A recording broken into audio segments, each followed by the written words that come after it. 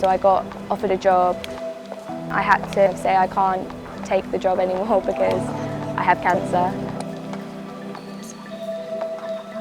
I thought that this was kind of going to be the start of my life. I was 20 years old and everything kind of stopped and I didn't really know what to do. It was just so much to take in. I think it kind of numbs you a bit. 1 minute you're fine, right, I've got cancer, I'm going to get on with it. And then the next minute you literally don't know what's happened. I kept getting like dream-like feelings where I'd wake up in the morning thinking that I dreamt it and then like have this shock of really horrible like reality.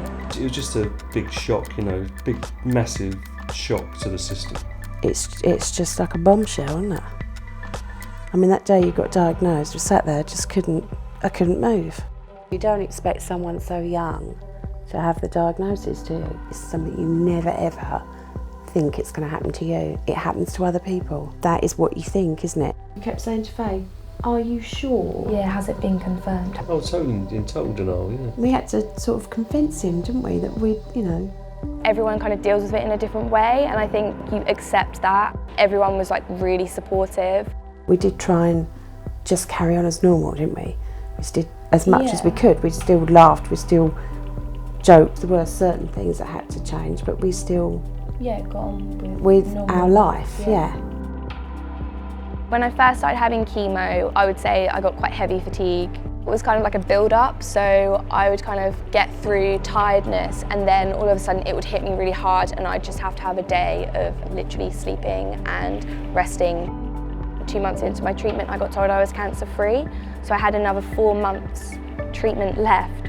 You knew that you didn't have cancer in your body, but you had to go through something really, really tough. And I think that really mentally fatigues me in terms of me wanting to get to the end, but not being able to get there. After treatment, you're still getting the tail end of fatigue. It was quite hard for my family to kind of decipher whether it was just me being a normal teenager. Yeah, teenagers and young adults are moody anyway, aren't they? So to have the added fatigue and the added complications of having chemo and what you're going through, the ups and downs of that, it was, you know, I thought it was incredibly difficult, really. Looking back, it might be a good idea to have had some more advice about it, to highlight the fatigue thing, because I didn't realise it was going to be such a big thing. It was hard to kind of explain. You're not going through treatment anymore, like the fatigue shouldn't be there. I think, you know, once it's finished, people like to just forget, and to be fair, like I wanted to just forget, but it's still there and it's still a thing that we need to combat and that we're trying to get through. Getting cancer made me realise that I wanted to do something that I actually enjoy, so I kind of looked into studying fashion. I applied for Central St Martin's to study fashion history and theory. A few months after I'd finished treatment, I found out that I got in. It kind of felt really special to me. Central St Martin's is amazing. I love it. I felt like I was going to start my career and my life. Before I got diagnosed, I feel like I'm properly starting now rather than then. My advice for other young people experiencing fatigue would be movement and exercise, even if it's something really, really small, like a walk around the block or literally standing in front of the TV and marching, which is what I did actually quite a lot. That movement and exercise, I think is good mentally and physically. I had to kind of plan things in terms of when I would have a good day, because you knew that after you'd had the chemo, that weekend and days after that were kind of a write-off. Once you create the routine, I personally felt that I could do things on certain days. Advice I would give to parents is listen. I think it's all about communication. I struggled to kind of understand myself, the fatigue and kind of normal tiredness.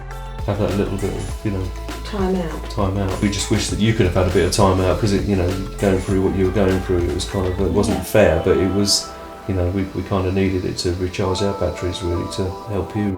It's quite nice to talk to other parents in the same, because sometimes you sort of feel a little bit alone, and then it's not till you start talking you realise that a lot of it, everybody's gone through the same, and you realise you're actually not as alone, and then it's very comfortable talking to people, because it's like belonging to a club that you don't want to join.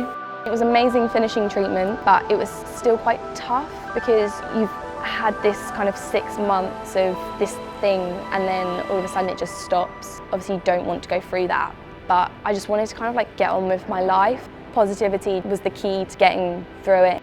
But I think we really did well as a family, because Faye did really well because of how you were, because you were positive and your attitude towards it all. It made everybody else in the family feel better, you know. As horrible as it was, it's changed my life for the better at the end. I'd say I definitely have a different outlook on life now. I want to take as many opportunities as possible, embrace everything, the good and the bad.